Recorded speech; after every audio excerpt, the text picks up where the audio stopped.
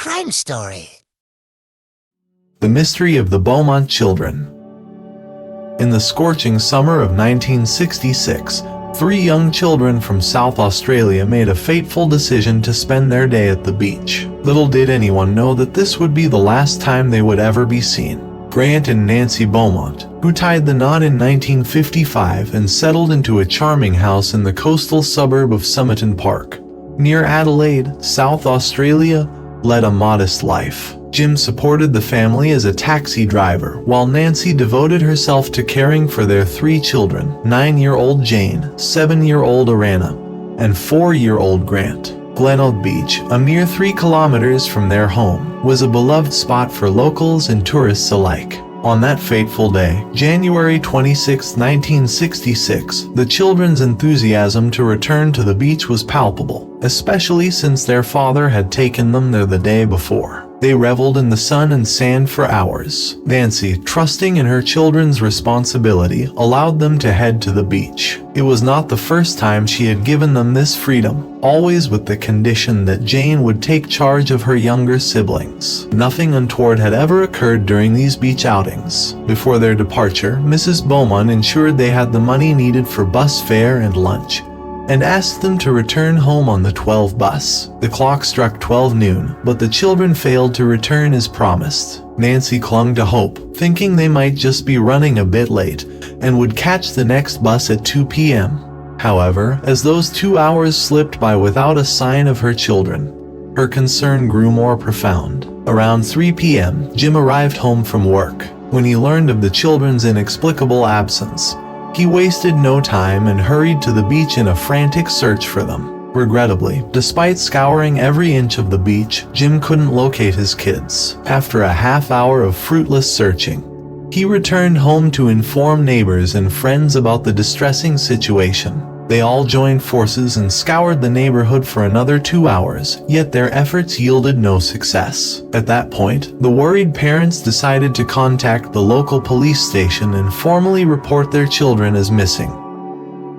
Investigation.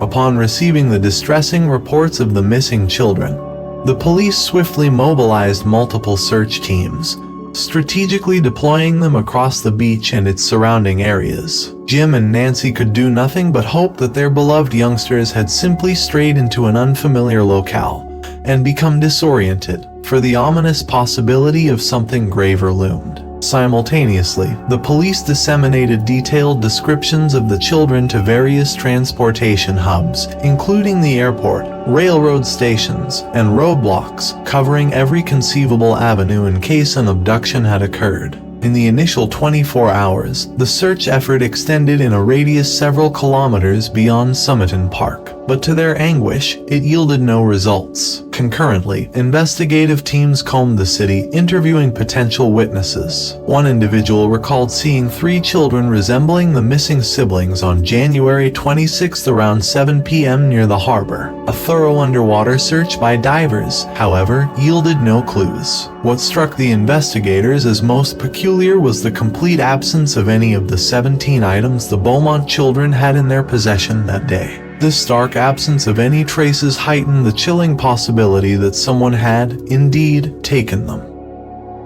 Unknown suspect.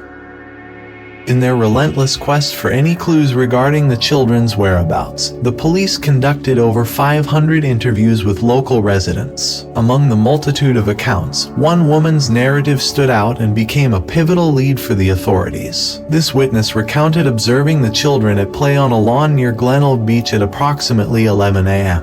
What piqued her interest was the presence of a man, roughly 30 years old, who had been watching them from a distance. Intriguingly, this man later approached the children after about 5 to 10 minutes. The woman's impression was that the children appeared happy, engaged in lively conversation and laughter, leading her to assume they were familiar with one another. The woman provided a detailed description of this man, tall and fair-haired, standing at around 180 centimeters in height, with a slender build and tanned skin. He sported blue Speedo swim trunks and had a towel draped over his shoulder. Notably, the witness saw him interact effortlessly with the children and even offer assistance to one of the girls as she got dressed. Subsequently, this man engaged in a brief conversation with another individual nearby, inquiring about the safety of their belongings while they were away bathing, as he claimed to have lost some money. Receiving a negative response, the blonde man left to change his clothes, with the children patiently waiting for his return on a nearby bench. At approximately 12:15 p.m., he reappeared, and the four of them departed together. Two other women also reported seeing the Beaumont children around noon in the company of a man matching the same description. However, neither of these witnesses noted any signs of fear or suspicion in the children's behavior. This led the police to speculate that the man might have had some prior acquaintance with the children. Meat pie. An intriguing revelation came from an employee at the local Wenzel's bakery who was familiar with the Beaumont children due to their previous visits. On the day of their disappearance, the trio entered the bakery and made an unusual purchase, a meat pie, along with some other sweet pastries, paying with a £1 bill. What made this account particularly peculiar was that the children had never before bought a meat pie, and when queried by the cashier, they referred to it as a man's pie. Adding to the mystery, they used a £1 bill for payment, a denomination that Nancy had not provided to Jane that morning. She had only given her eldest daughter 6 shillings, sufficient for bus fare and a modest lunch. The presence of the £1 bill, along with the meat pie, raised suspicions among the police that the children had received money from the enigmatic blonde man in swimming trunks who had been in their vicinity. Although there were other witnesses who claimed to have seen the 3 children during the afternoon and evening of January 26th, the police remained cautious, deeming their testimonies as insufficiently reliable. Initially, the parents were actively engaged with the press and even made national television appearances. However, as the search for their children persisted in the following weeks and months, Nancy and Jim gradually withdrew from the public eye. They ceased communicating with the media and declined to participate in interviews. 9 months after the enigmatic disappearance of the Beaumont children, an elderly woman contacted the authorities, revealing that on the night spanning January 26th to January 27th, she had witnessed 2 girls and a boy accompanied by a man entering an abandoned house within the neighborhood. She went on to mention that she later observed the boy walking alone on the street. Intriguingly, the man soon reappeared and reclaimed the child. Come morning, the group departed, and she never laid eyes on them again. The delay in reporting this incident puzzled the police, casting doubt on the old lady's account, to the extent that they refrained from searching the house. The help of a psychic. In their desperate quest to reunite with their children, the parents, aided by a benevolent and affluent friend, enlisted the services of the renowned Dutch clairvoyant, Gerard Croizet, who traveled to Australia to assist in their search. Croizet conducted an extensive search of the area for several days and asserted that he had sensed the presence of the missing children.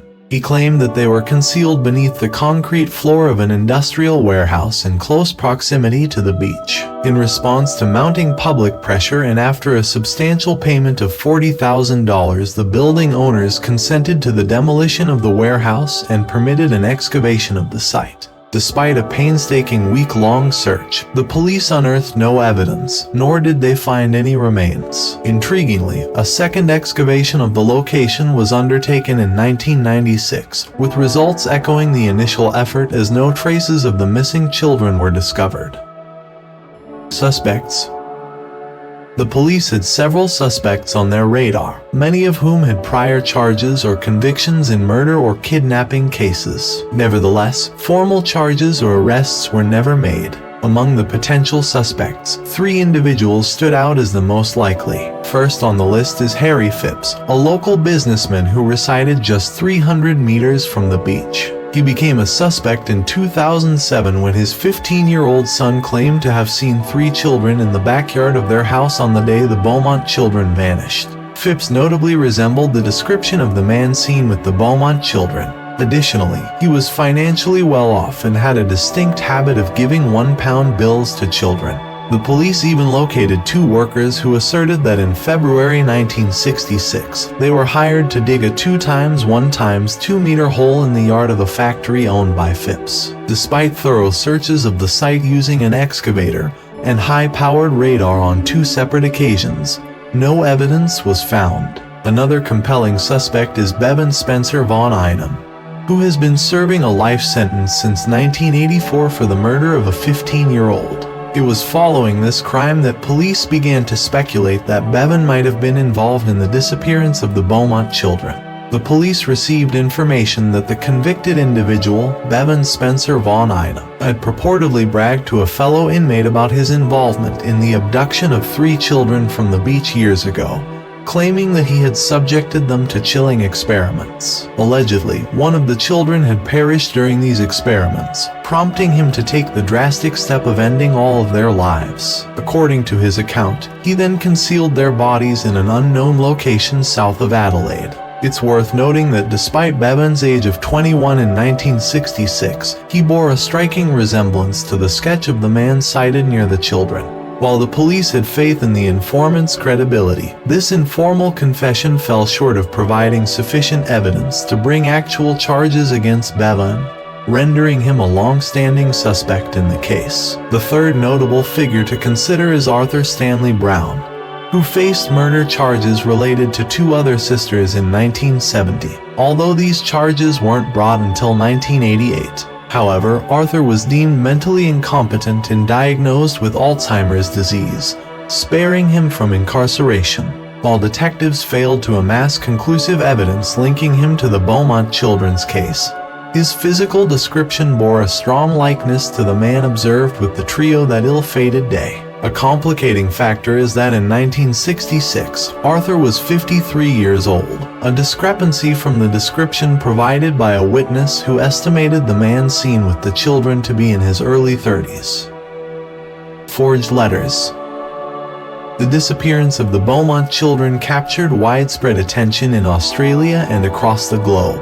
Over the ensuing decades, Jim and Nancy repeatedly had to grapple with individuals who offered them false hope. For instance, 2 years after the tragic event, they received 3 puzzling letters. 2 of these letters purportedly bore the handwriting of their eldest daughter, Jane, and contained accounts of an encounter with a mysterious man who had picked them up from the beach. The letters conveyed that the children were now content in living with this man. A third letter, written by the alleged kidnapper himself, explained that he had taken the Beaumont children because he believed they were unattended. He expressed a willingness to reunite them with Jim and Nancy, providing a location for the meeting. The police took these letters seriously, primarily because forensic analysis confirmed the resemblance of the handwriting in the 2 letters to known samples of Jane's writing before her disappearance. Filled with hope, Jim and Nancy agreed to the proposed meeting, yearning for the chance to be reunited with their beloved children. An undercover detective was deployed to monitor the rendezvous site, yet the kidnapper failed to appear. A week later, a final letter arrived from the unknown correspondent, stating that the man had decided to retain custody of the children. His decision was influenced by his belief that a detective had been present during the planned meeting, causing him to distrust Jim and Nancy. For an extended period, the police deemed these letters to be genuine. However, 25 years later, modern forensic technology revealed with high probability that all of these letters had been a heartless ruse. Law enforcement even identified the author but refrained from pressing charges due to the substantial passage of time since the incident occurred. Consequences.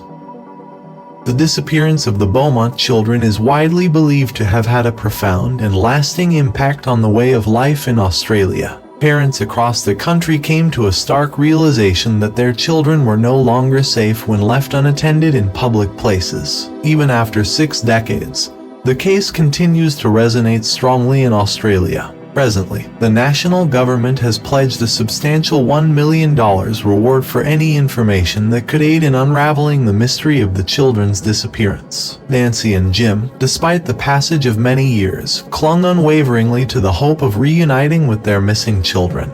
However, their wait extended over an extended period, and in the early 1970s, they made the difficult decision to part ways and sold their house on Harding Street, the very place they had once hoped their children would return to.